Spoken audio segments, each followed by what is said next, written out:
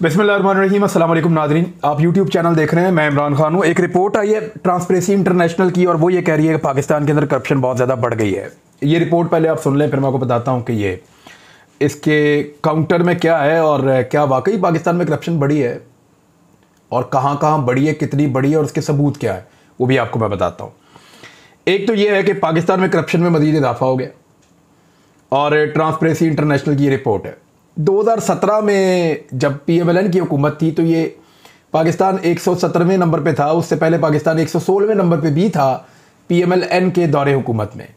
नून league के दौरे हुकूमत में पाकिस्तान की ट्रांसपेरेंसी इंटरनेशनल के अंदर जो करप्शन का इंडेक्स है उसमें हालत बहुत अच्छी थी और ये रिपोर्ट पाकिस्तान के अंदर से बनती है और ये शामिल हो जाती है ट्रांसपेरेंसी इंटरनेशनल के साथ, जाके उनके मेन डाटा के साथ जुड़ जाती है और तमाम मुल्कों का मुवाजना करने के बाद ये रिपोर्ट शाया हो जाती है। रिपोर्ट में 180 मुल्क हैं और पाकिस्तान जो है वो लगातार करप्शन के अंदर बढ़ता चला जा रहा है। कैसे? पाकिस्तान तहरीक इंसाफ की जब हुकूमत आई तो फिर पाकिस्तान का पहले दर्जा बढ़ गया, पाकिस्तान 121 तक आया, फिर पाकिस्तान 124 तक आया, फिर पाकिस्तान अब 140 तक चला गया। यानी पाकिस्तान करप्शन में 140 बदतरीन मुल्कों के अंदर पाकिस्तान शामिल है और जो बेहतर मुल्क हैं वो कम होते चले जाते हैं, यानी 1, 2, 3, 4, 5 ऐसे पाकिस्तान 140 तक गया है। दुनिया में अब सिर्फ 40 मुल्क ऐसे रह गए हैं जिनमें पाकिस्तान से ज़्यादा करप्शन है। बाकी जो 140 मुल्क हैं उनमें पाकिस्तान से कम करप्शन है। ये 180 ममालिक की फहरिस्त है जिसके मुताबिक ये डाटा जारी किया गया है। ट्रांसपेरेंसी इंटरनेशनल की दुनिया भर में करप्शन की आलमी दर्जाबंदी रिपोर्ट के मुताबिक पाकिस्तान में करप्शन ना होने के स्कोर में 3 पॉइंट की कमी हो गई है। 2021 में पाकिस्तान 100 में से सिर्फ 28 पॉइंट हासिल कर सका था, जबकि गुज़िश्ता साल ये स्कोर 31 था। यानी अब बहुत पाकिस्तान लगातार डाउन ही जा रहा है। ये चीज़ें तो आपके सामने हैं। ट्रांसपेरेंसी इंटरनेशनल की रिपोर्ट के मुताबिक पाकिस्तान में करप्शन गुज़िश्ता बरस के मुकाबले में बढ़ी है। 2018 में मौजूदा हुकूमत ने जब इक़्तिदार संभाला तो उस वक्त पाकिस्तान का करप्शन इंडेक्स में 117वां नंबर था। 2019 में पाकिस्तान दर्जाबंदी में 120वें नंबर पे था। 2020 में पाकिस्तान 124वें नंबर पे पहुंचा और अब 2022 में पाकिस्तान 140वें नंबर पर आ गया है। ये इस बात का इशारा है कि मौजूदा दौरे हुकूमत में पाकिस्तान में इदारों में करप्शन में इजाफा हो रहा है और टोटल 23 ममालिक पाकिस्तान से बेहतर हो गए हैं, जबकि पाकिस्तान 23 ममालिक मजीद से बुरा हो गया है करप्शन के मामलात में। रिपोर्ट के मुताबिक जो फिनलैंड है वो दुनिया में सबसे कम करप्ट मुल्क है। दूसरे नंबर पे न्यूजीलैंड है, वहां पे करप्शन दूसरे नंबर पे है दुनिया में और यानी कम है। जो कम वाले इंडेक्स हैं वो बता रहा हूं मैं आपको। जो सबसे कम करप्शन है जिस मुल्क में वो फिनलैंड है, उसके बाद न्यूजीलैंड है, उसके बाद डेनमार्क है और ये 88 स्कोर के साथ पहले नंबर पे है। ये तीनों पहले नंबर पे ही हैं तकरीबन। और जनूबी सूडान ने इस फहरिस्त में आखिरी पोजीशन हासिल की है। यानी सूडान एक ऐसा मुल्क है जो सबसे ज्यादा दुनिया में करप्ट डिक्लेयर किया गया है। अमेरिका 67 पॉइंट के साथ 27वें नंबर पे है। यानी दुनिया में 26 ऐसे मुल्क हैं जो अमेरिका से कम करप्ट हैं। अमेरिका 27वें नंबर पे करप्ट मुल्क है और इंडिया, क्योंकि इंडिया के साथ आपका मुकाबला रहता है, तो इंडिया 40 पॉइंट्स के साथ 85वें नंबर पर है। यानी पाकिस्तान 140वें नंबर पे कि बहुत ज्यादा करप्शन है और इंडिया जो है इसमें इतनी तरक्की कर पाया कि सिर्फ वो 85वें नंबर पे है। यहां एक और बात अब काबिल जिक्र है कि पाकिस्तान के अंदर जो मुशीर है ट्रांसपेरेंसी इंटरनेशनल के, वो है जी सैयद आदिल गिलानी साहब। ये इनकी तस्वीर भी आप देख लें। अब जो सैयद आदिल गिलानी साहब हैं ये पाकिस्तान में ट्रांसपेरेंसी इंटरनेशनल के करता धरता है और ये यहां से डाटा कलेक्ट करके भिजवाते हैं। अब ये जो डाटा इस दफा कलेक्ट हुआ है ये 4 सूबों से इकट्ठा किया गया। एक तो इन्होंने अपनी रिपोर्ट में कहा कि उजलत में जल्दी काम करना पड़ा, दूसरा इन्होंने कहा कि वसाइल भी हमारे पास कम थे। और पाकिस्तान के अंदर अगर आप ट्रांसपेरेंसी इंटरनेशनल के दफातर का जाकर जायजा लें तो इस पर माजी में एक्सप्रेस न्यूज ने पीपल्स पार्टी के दौरे हुकूमत में, जब पीपल्स पार्टी के दौरे हुकूमत में यही ट्रांसपेरेंसी इंटरनेशनल जो है बड़ी खौफनाक रिपोर्टें शाया कर रही थी, तो उस वक्त पीपल्स पार्टी ने इसके पीछे मीडिया वालों को लगाया था। तो एक्सप्रेस न्यूज पे उस दौर में यह रिपोर्ट किया गया था कि ये तो इदारा ही बिल्कुल फारग है, इधर तो दफ्तर के अंदर बंदे ही नहीं होते और इनके पास तो टोटल स्टेशनरी और सामान भी नहीं है, प्रॉपर कंप्यूटर्स भी नहीं है, तो ये किस तरीके से डाटा कलेक्ट करते हैं, इनका सिस्टम कैसे काम करता है, इन्होंने आज तक नहीं बताया। तो पीपल्स पार्टी के दौर में इन पे बड़ी तनकीद हुई, लेकिन उस दौर में क्योंकि ज्यादा मीडिया पीएमएलएन के जेर असर था, पीपल्स पार्टी पे बहुत तनकीद होती थी, लिहाजा इनको ज्यादा इनके हवाले से काम नहीं हो सका। लेकिन बाद में यह हुआ कि पीएमएलएन के दौरे हुकूमत में जैसे ही मियां नवाज शरीफ साहब का दौर आया तो हर रिपोर्ट पहले से बेहतर आ रही थी, हर रिपोर्ट पहले से बेहतर आ रही थी। ट्रांसपेरेंसी इंटरनेशनल की रिपोर्टें मियां नवाज शरीफ साहब को और पीएमएलएन को बहुत ज्यादा चार चांद उनकी हुकूमतों को लगा रही थी, और वो ये कह रहे थे कि हर चीज के अंदर, गवर्नेंस के अंदर, करप्शन के अंदर, हर चीज में पाकिस्तान पहले से बेहतर हो रहा है। ये उस दौर में हो रहा था जब पीएमएलएन का दौर था, यानी पीपल्स पार्टी के दौर में इन्होंने बहुत बुरा बताया था, पीएमएलएन के दौर में बहुत अच्छा बताया था। उसके बाद एक और अजीब चीज हो गई, हुआ ये कि ट्रांसपेरेंसी इंटरनेशनल के आदिल गिलानी साहब, इनको नवाज शरीफ साहब ने सर्बिया में सफीर मुकर्रर कर दिया। सर्बिया एक यूरोपीय मुल्क है, और मैं इसलिए इसको जानता हूं कि मेरा यहां पे एक बंदे के साथ बड़ा राब्ता रहा एक दौर में। यहां से मैं क्योंकि शिकार खेलता हूं तो हमने एक डॉग यहां से इंपोर्ट किया था बहुत पहले, फीमेल, तो उसने आगे पाकिस्तान में बच्चे भी दिए थे। इनके पास शिकारी कुत्ते बहुत अच्छे होते हैं इस मुल्क के अंदर, और इसमें बहुत सारे बागात हैं, बहुत बड़े बड़े खेत हैं, बड़ी खूबसूरत फील्ड्स हैं। तो सर्बिया बड़ा शानदार मुल्क है। तो सर्बिया एक यूरोपीय मुल्क है और इस मुल्क में इंडस्ट्री भी लगी हुई है। यहां पे मियां नवाज शरीफ साहब ने सैयद आदिल गिलानी साहब को लगा दिया सफीर, जब मियां नवाज शरीफ साहब पाकिस्तान के वजीर आजम बने। अब ये सफीर इनको कब लगाया था, ये खबर अक्टूबर 27, 2016 की खबर है, और appointment of Adil Gilani more proof of nepotism, ये डेली टाइम्स की खबर है। और उन्होंने बताया कि वो आदिल गिलानी, डेली टाइम्स 27 अक्टूबर 2016 को खबर दे रहे हैं कि हुकूमत ने ट्रांसपेरेंसी इंटरनेशनल पाकिस्तान चैप्टर के साबिक सरबराह आदिल गिलानी को सर्बिया में सफीर मुकर्रर करने का फैसला कर लिया है।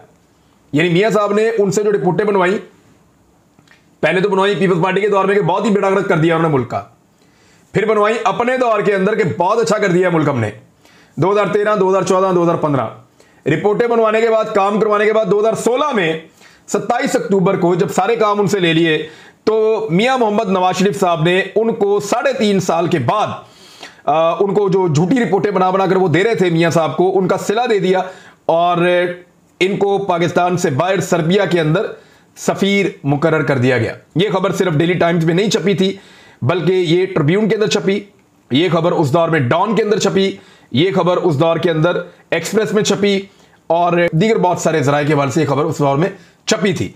अभी आज शहबाज गिल ने भी वही बात दोहराई है, वज़ीर आज़म पाकिस्तान के जो तर्जुमान है, उन्होंने कहा कि ट्रांसपेरेंसी इंटरनेशनल इस वक्त अच्छी रिपोर्टिंग दे रहा था जब शहबाज शरीफ का जो मकसूद नामी चपड़ासी है वो 9,000 रुपए की तनख्वाह, 9,000 नहीं थी वैसे, इसकी 25,000 तनख्वाह थी, 25,000 की तनख्वाह लेने के बावजूद अकाउंट में 4 अरब रुपए जमा करवा रहा था। ये बात तो ठीक है, ये बात तो ठीक है, 4 अरब रुपए इसके अकाउंट से निकले, लेकिन तनख्वाह इसकी 25,000 थी।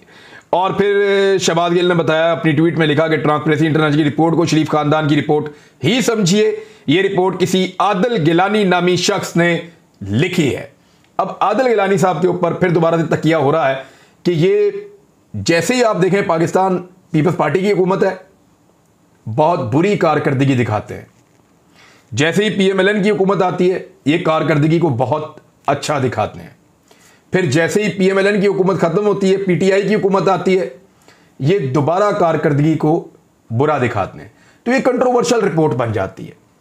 और अगर आप सैंपल का साइज देखें ना, तो चारों सूबों से 400 बंदों के इन्होंने ये इंटरव्यूज कलेक्ट किए हैं या उनकी राय ली है। अब 400 की राय, पंजाब की आबादी है 10 करोड़ की, 10 करोड़ से जायद की आबादी में 400 लोगों ने राय दी है। सिंध की आबादी दूसरे नंबर पे सबसे बड़ी आबादी है, वहां पे 400 लोगों की राय ली। खैबर पख्तूनख्वा 400 लोग, और उसके बाद जो आपका बलूचिस्तान है वहां से भी 400 लोग। तो एक तो चारों सूबों की आबादी मुख्तलिफ है, लेकिन चारों सूबों से जो सैंपल लिया वो 400 लोगों का लिया। दूसरा, इतनी बड़ी आबादी पे इतना छोटा सैंपल कैसे हतमी और सही रिपोर्ट दे सकता है? यानी आप अभी ट्विटर पे, फेसबुक पे, कहीं पे जाके आप सर्वे करें तो आपको मुख्तलिफ नताइज मिल जाएंगे, लेकिन आदिल गिलानी साहब ने एक बड़ा महदूद सैंपल और महदूद इलाकों में, यानी ये तो इनके पास है ना इख्तियार कि इन्होंने अगर ये सर्वे करवाएं उस एरिया से जहां पे पीएमएलएन का गढ़ है तो रिपोर्ट कुछ और आएगी, लेकिन अगर यही सर्वे को ये ले जाएं मियांवाली में जहां इमरान खान का गढ़ है तो रिपोर्ट कुछ और आएगी। इसी सर्वे को लाड़काना में ले जाएं रिपोर्ट कुछ और आएगी। इसी सर्वे को कराची में ले जाएं रिपोर्ट कुछ और आएगी। हालांकि इस रिपोर्ट में बहुत सारी चीजें हैं जिनको डिस्कस किया जा सकता है, लेकिन करप्शन इतनी ज्यादा बढ़ गई पाकिस्तान में, ये तो एक चार्जशीट है और ये एक ऐसी चार्जशीट है जो इस हुकूमत के गले पड़ जाएगी। यानी ये साबित कर रहे हैं कि पाकिस्तान के अंदर इमरान खान साहब के दौरे हुकूमत में जिस दौर के अंदर करप्शन सबसे बड़ा इशू होना था और करप्शन के ऊपर सबसे ज्यादा काम होना था, उस दौर के अंदर करप्शन कम होने की बजाय 23 दर्जे पाकिस्तान की तनजली हो गई है। पाकिस्तान के अंदर करप्शन ज्यादा बढ़ गई है, 23 मुल्क बेहतर हो गए, पाकिस्तान 23 और मुल्कों से नीचे चला गया है। तो ये तो फिर बड़ी अलार्मिंग बात है। एक दिन पहले शहजाद अकबर साहब छोड़ गए जिन्होंने करप्शन को खत्म करना था या एहतसाब करना था, और एक दिन के बाद ये वाली रिपोर्ट आ गई। तो आदिल गिलानी साहब माजी में भी एक मुतनाज़ शख्सियत थे। इमरान खान साहब से इनकी मुलाकात गालिबन करवाई थी नईमुल हक साहब ने, लेकिन उसके बाद इमरान खान साहब इनको शायद नहीं मिले, या जो चीज़ें नॉर्मली हुक्मरान या सियासतदान करते हैं वो उन्होंने इनके साथ नहीं की, वरना ये रिपोर्ट मुख्तलिफ भी हो सकती थी। और अगर आप इनका सेटअप जाके देखने की कोशिश करें, इनके दफ्तर जाके देखने की कोशिश करें, इनके लोगों से मिलने की कोशिश करें, या इनके जो सैंपल्स कैसे कलेक्ट करते हैं, कैसे इंफॉर्मेशन लेते हैं, किस तरीके से रिपोर्ट बनाते हैं, तो आपको बहुत सारी मायूसी वहां पे होगी, क्योंकि इससे पहले 2-3 मीडिया इस पे काम कर चुके हैं और उन्होंने बहुत मायूसी वाली रिपोर्टें शाया की थी। देखिए ये हाल ही में पाकिस्तान ने किया क्या है, पाकिस्तान ने अपनी एक नेशनल सिक्योरिटी पॉलिसी बनाई है। इस पर जरा गौर कीजिएगा। जो नेशनल सिक्योरिटी पॉलिसी पाकिस्तान ने बनाई है उसका पहला नुक्ता क्या रखा है, इकोनॉमी, कि आपकी इकोनॉमी ठीक होनी चाहिए, आपकी इकोनॉमी बेहतर होनी चाहिए, फिर ही आपकी नेशनल सिक्योरिटी ठीक होगी। कौमी सलामती का बुनियादी रुकन सबसे पहले इकोनॉमी को करार दे दिएगा, मईशत को। तो मईशत के लिए आपको चाहिए सरमायाकारी जो बाहर से आएगी, और सरमायाकार जब भी किसी मुल्क में आता है तो 4 चीजें सबसे पहले 3-4 चीजें देखता है। नंबर 1 चीज वो ये देखता है कि लॉ एंड ऑर्डर कैसा है, मैं महफूज हूं या नहीं हूं वहां पे। वो ये देखता है कि मैं महफूज हूं या नहीं, मेरा तहफ्फुज़ है, सिक्योरिटी है या नहीं है, पहली चीज। दूसरा वो ये देखता है कि वहां पे अदालतें इंसाफ दे रही है नहीं, मेरे पैसे कहीं फंस जाएं तो पता चले कि मैं अदालतों के अंदर रुल गया और मुझे मेरे पैसे वापस नहीं मिल रहे। दूसरी चीज वो ये देखता है। तीसरी चीज वो इन्वेस्टर ये देखता है कि वहां पे मेरिट है या नहीं है, चीजें मेरिट के ऊपर हो रही हैं, कॉन्ट्रैक्ट वगैरह मिल रहे हैं या नहीं मिल रहे, मैं पैसा कहां कपा रहा हूं। और फिर वो ये भी देखता है कि वहां सेहत की सहूलियत और बाकी चीजें बाद में। लेकिन मजे की बात यह है कि इन्होंने सबसे ज्यादा जो टारगेट किया वो पुलिस को किया नंबर 1, फिर जुडिशरी को किया, वहां पे भी इंसाफ नहीं है, और फिर उसके बाद इन्होंने कि कॉन्ट्रैक्ट्स वगैरह भी यहां पे इसके अंदर भी 2 नंबरियां हैं, और फिर रेवेन्यू और बाकी सारा, और सेहत भी। तो ये उसी तरतीब से आए जिस तरतीब के साथ पाकिस्तान में कोई इन्वेस्टर आने से पहले सोचता है। तो ये ऐसा लगता है कि जानबूझ के टारगेट किया गया और कोशिश की गई है कि पाकिस्तान में इन्वेस्टमेंट या इन्वेस्टर आने से इनकार कर दे। इस रिपोर्ट को पढ़ने के बाद तो लोग 10 दफा सोचेंगे कि इतनी ज्यादा जिस मुल्क में करप्शन है कि 40 मुल्क सिर्फ इससे बेहतर रह गए हैं, और उन मुल्कों के अंदर तो कभी जाने का सोचेंगे भी नहीं, तो इसमें हम क्यों जाएं इन्वेस्टमेंट लेके। तो ये पाकिस्तान के साथ एक बड़ा अच्छा खेल दोबारा खेल दिया गया है, और एक पॉलिटिकल किस्म का गेम ये बाहर दिखाई दे रहा है। लेकिन क्या ये सारा कुछ झूठ है? जरा दिल पे हाथ रख के इस पे भी बात कर लेना कि क्या ट्रांसपेरेंसी इंटरनेशनल की रिपोर्ट देखें, ये 23 दर्जे तनजली तो मुझे झूठी लगती है। पाकिस्तान में करप्शन खत्म हो गई ये तो हो ही नहीं सकता, या पाकिस्तान के अंदर करप्शन के बेहतरी आई है ये भी कोई ख्वाब ही है। रिकवरी तो बहुत ज्यादा इन्होंने की है। हकीकत ये है जहां हम इस रिपोर्ट के ऊपर या इस रिपोर्ट को बनाने वाली शख्सियत के ऊपर या इसकी सैंपलिंग के ऊपर या जिस तरीके से ये रिपोर्ट तैयार की गई उस तरीक़ाकार के ऊपर हम तनकीद कर रहे हैं ना, वहीं हमें यह वाला सच भी बोलना है कि पाकिस्तान के अंदर से करप्शन खत्म करने में इमरान खान साहब की हुकूमत नाकाम रही है। वो हंगामी या वो इस्लाहात या वो हंगामी इकदामात जो करके करप्शन को काबू किया जा सकता था वो ये हुकूमत नहीं कर सकी। कोई अगर ये कहे कि पंजाब के अंदर या मुख्तलिफ सूबों के अंदर ब्यूरोक्रेसी को कंट्रोल कर लिया गया है तो ये झूठ है। सिंध के अंदर तो करप्शन की गंगा बह रही है, ये खबर मैं आपको दे देता हूं, और ये तस्वीरें भी आप देख लें।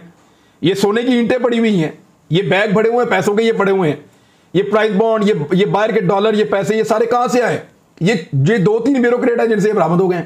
ये कराची में कुरंगी के निचले दर्जे के ये डीएमसी के निचले दर्जे के 2 अफसर हैं जिनके घरों से ये चीजें, ये सोने की ईंटें, ये पैसे, ये गड्डियां नोटों की, ये उनके घरों से बरामद हो रही हैं और पता नहीं कितना पैसा इन्होंने कहां कहां और छुपाया होगा।